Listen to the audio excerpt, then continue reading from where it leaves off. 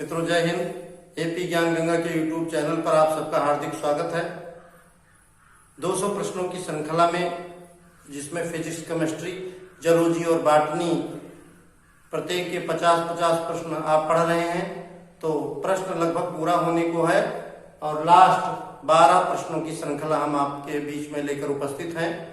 Question number 1 है 1 यानी आज की वीडियो का पहला प्रश्न। क्वेश्चन नंबर 89 प्रभाविता का नियम प्रस्तुत किया था। तो मित्रों मेंडल ने मटर के पौधे पर अपना प्रयोग किया था और जो मटर का पौधा उन्होंने लिया, गार्डन मटर का पौधा, तो उस पर उन्होंने आनुवांशिकता संबंधी प्रयोग किए थे। आनुवांशिकता संबंधी जो मेंडल ने प्रयोग किए उसमें 3 नियमों पर चर्चा की। पहला नियम है प्रभाविता का नियम, और दूसरा पृथक्करण का नियम, और तीसरा स्वतंत्र अपव्यूहन का नियम। तो मित्रों ये तीनों नियम आनुवांशिकता के नियम हैं और तीनों नियमों को प्रतिपादित करने का, तीनों नियमों को समाज को देने का श्रेय जाता है ग्रेगर जॉन मेंडल नाम के वैज्ञानिक को।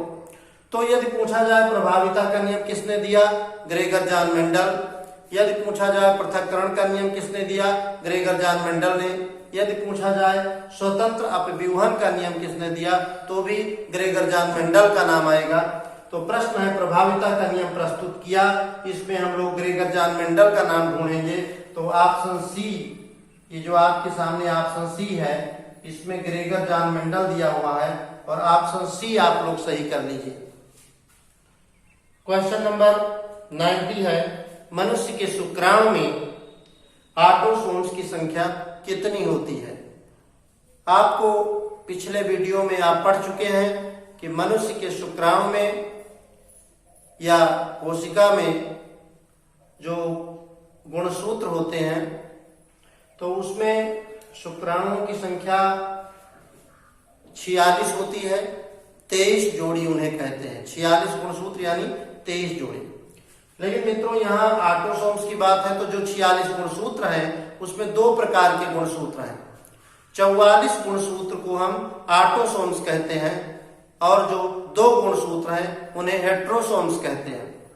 ऑटोसोम्स के जो 44 गुणसूत्र हैं वो पुरुष और स्त्रियों में यानी बॉयज एंड गर्ल्स में, नर नारी में समान होते हैं, और जो 2 गुणसूत्र हैं वो मेल और फीमेल में अलग अलग होते हैं। तो जो 44 गुणसूत्र हैं जिन्हें हम ऑटोसोम्स कहते हैं वो 44 है, उन्हें 22 जोड़ा कह सकते हैं। तो इसमें हम ढूंढेंगे कि शुक्राणु में ऑटोसोम्स की संख्या कितनी है, तो ऑटोसोम्स की संख्या 44 है। मित्रों कंफ्यूज करने के लिए आपको इसमें 46 भी दिया रहेगा। गुणसूत्र तो 46 होते हैं, लेकिन गुणसूत्र 2 प्रकार के हैं। ऑटोसोम्स होते हैं 44 और हेट्रोसोम्स होते हैं 2। तो ऑप्शन नंबर डी सही कर लीजिए। नेक्स्ट क्वेश्चन है मनुष्य के शुक्राणु में हेट्रोसोम्स की संख्या कितनी है। ऑटोसोम्स और यहाँ हेट्रोसोम्स।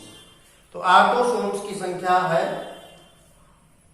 44 और हेट्रोसोम्स की संख्या कितनी है, हेट्रोसोम्स की संख्या हो जाएगी 2। ऑप्शन आप सही कर दीजिए, option number C. Autosomes and heterosomes मिला करके गुणसूत्र 46 होते हैं, 44 ऑटोसोम्स होते हैं और 2 हेट्रोसोम्स होते हैं। नेक्स्ट क्वेश्चन लेते हैं। स्वस्थ आंख के लिए दूरबीन होता है।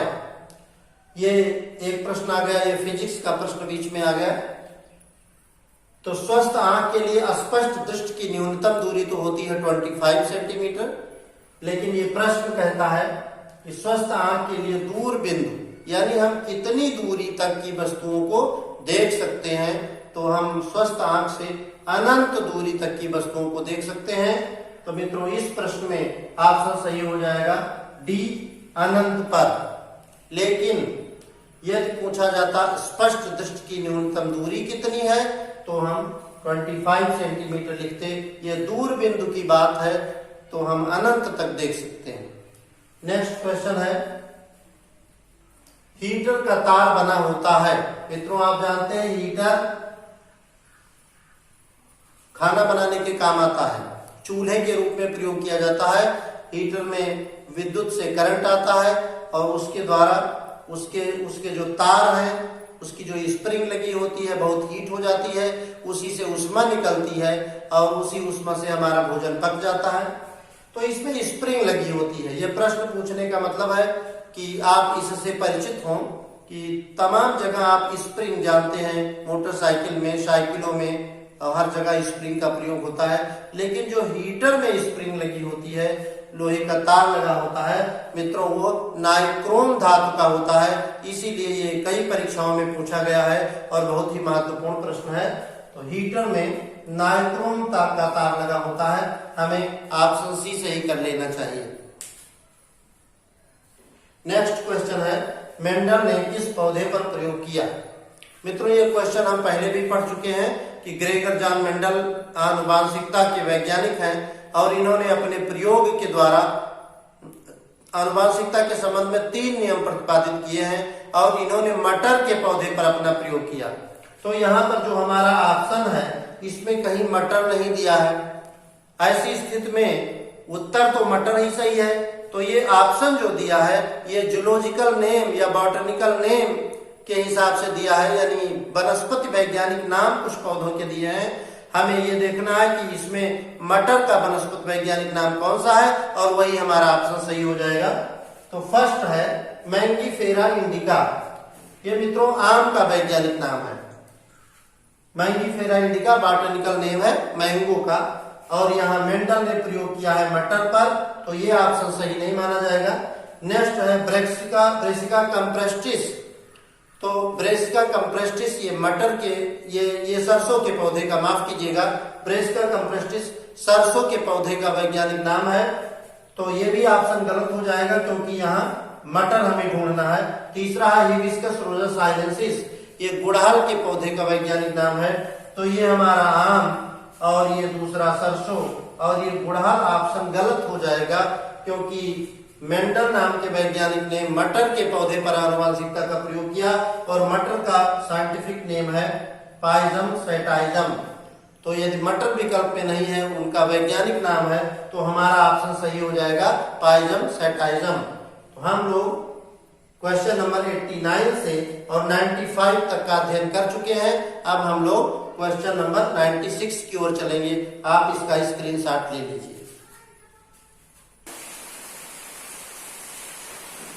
मित्रों हम लोग 96 क्वेश्चन की ओर चलते हैं। आज हमारी 200 प्रश्नों की श्रृंखला पूरी हो रही है, फिजिक्स, केमिस्ट्री, जूलॉजी, बॉटनी की। और इसी वीडियो बनाते बनाते शायद आपके ऊपर, हमारे ऊपर और एपी ज्ञानगंगा के ऊपर इंद्र देवता बहुत प्रसन्न है। तेज बारिश हो रही है और उस बारिश के बूंदों की आवाज बाहर से आ रही है, तो इसलिए हम कोशिश करेंगे कुछ तेज बोलें और संभव है कि आपको बारिश की आवाजों के बीच सारे प्रश्न कम सुनाई पड़े, तो बड़े ध्यान से आपको देखना है। क्वेश्चन नंबर 96 से और क्वेश्चन नंबर 100 तक आपके सामने बोर्ड पर लिखा हुआ है और इसमें 4 प्रश्न ऐसे हैं जो सरसों के पौधे से, सरसों का पौधा हमारे आपके लिए बहुत महत्वपूर्ण है, फसलों के रूप में हम प्रयोग करते हैं और इसका वैज्ञानिक महत्व है। सभी कक्षाओं के परीक्षाओं में पूछा जाता है, सभी कक्षाओं के कोर्स में इसकी बातें रहती हैं। तो सरसों के पौधे से संबंधित, उसके पुष्प से संबंधित कुछ बातें हैं। सरसों के पौधे में या किसी भी पौधे में सबसे आकर्षित करने वाला भाग पुष्प होता है और पुष्प से हम लाए हैं 4 प्रश्न। तो आपके समक्ष सबसे पहले हम सरसों का पुष्प बनाए देते हैं, जिससे इन प्रश्नों को समझने में आपको आसानी मिलेगी।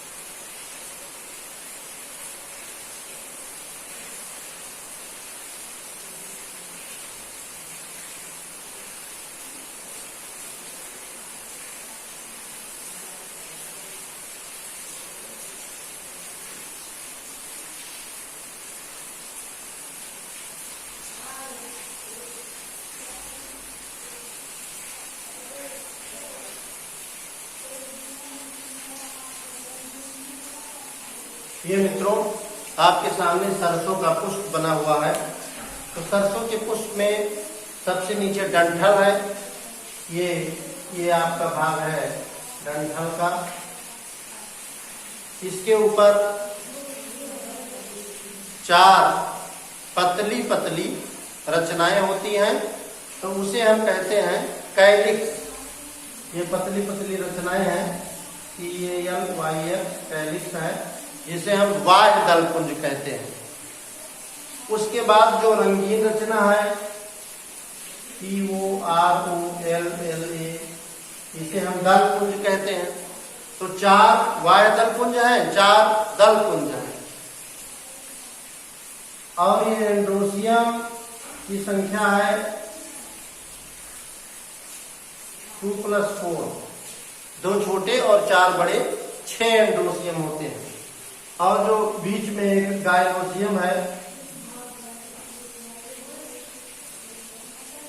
जिसे जायंग या स्त्री केसर कहते हैं। तो सरसों के पौधे को विज्ञान की भाषा में या बॉटनिकल नेम इसका है ब्रेसिका कंप्रेस्टिस। और इसमें जितने प्रश्न दिए हैं इस पर चर्चा की जाए। बाह्य दलपुंज यानी कैलिक्स, सरसों के पौधे में कैलिक्स की संख्या होती है 4। ऑप्शन डी सही कर लीजिए। सरसों के पुष्प में दलपुंज, ये जो आकर्षित करने वाला भाग है, रंगीन भाग है, ये दलपुंज कहलाता है और इनकी संख्या भी 4 होती है। ऑप्शन ए सही कर लीजिए।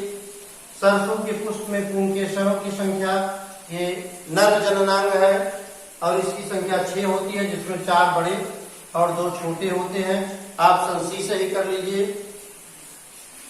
सरसों के पुष्प में स्त्री केसर के कितने भाग होते हैं? तो मित्रों जो जायंग या स्त्री केसर है, गायनोसियम है, वो द्विअंडपी होता है, इसलिए इसके 2 भाग होते हैं। ऑप्शन ये सही कर लीजिए। और एक कोशिकीय जीव कौन सा है? एक कोशिकीय जीव मित्रों अमीबा, पैरामीशियम और यूग्लिना, 3 एक कोशिकीय जीव हैं। अमीबा, पैरामीशियम और यूग्लिना। अगर आपके ऑप्शन में केवल अमीबा मिले वही सही हो जाएगा, पैरामीशियम मिले वो सही हो जाएगा, और यदि यूग्लिना मिलता है वो सही है। लेकिन यदि तीनों हैं तो हो सकता है अगला विकल्प दिया हो कि उपर्युक्त सभी सत्य हैं। तो एक कोशिकीय जीवों में अमीबा, पैरामीशियम ये भी सही है, तीसरा विकल्प यूग्लिना ये भी सही है। तो चौथा ऑप्शन सही हो जाएगा, उपरोक्त सभी। अमीबा भी एक कोशिकीय जीव है, पैरामीशियम भी और यूग्लिना भी, उपरोक्त सभी एक कोशिकीय जीव हैं। अब मित्रों हम आपको अगले कार्यक्रम की सूचना देना चाहते हैं। आपने फिजिक्स, केमिस्ट्री, जूलॉजी, बॉटनी के आज आपने 200 प्रश्न पूर्ण किए हैं। फिजिक्स, केमिस्ट्री के 100 प्रश्न और जूलॉजी, बॉटनी के 100 प्रश्न। कुछ प्रश्न ऐसे अभी भी बच रहे हैं जिन्हें लघु उत्तरीय या अति लघु उत्तरीय विधियों से आपके समक्ष प्रस्तुत किया जाए। परीक्षाओं में हाई स्कूल, इंटर की परीक्षा से लेकर के और आगे की परीक्षा में विभिन्न इंटरव्यूज में पूछे जा सकते हैं कि भाई मनुष्य में कौन कौन से अवशेषीय अंग हैं, सजीवों के क्या लक्षण हैं, निर्जीवों के कौन से लक्षण हैं, शरीर में कौन कौन से तंत्र होते हैं, कौन कौन से तंत्र मिलकर शरीर बना है। तो इन सब की श्रृंखला हम कल से प्रारंभ करेंगे।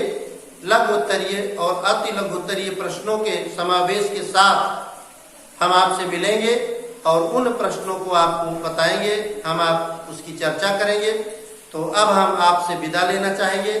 आप यदि ये प्रश्न आपको अच्छे लगे हैं तो इनको बार बार पलट करके लिखिए। जो छात्र जीवन में है वो नोट्स बनावें और उसको बार बार दोहराएं। आशा की जाती है कि ये वीडियोज आपके लिए अत्यंत लाभकारी सिद्ध होंगे। सभी शिक्षित लोग, छात्र लोग, अध्यापक बंधु या शिक्षा से जुड़े हुए सभी लोगों को ये वीडियो पसंद आया होगा।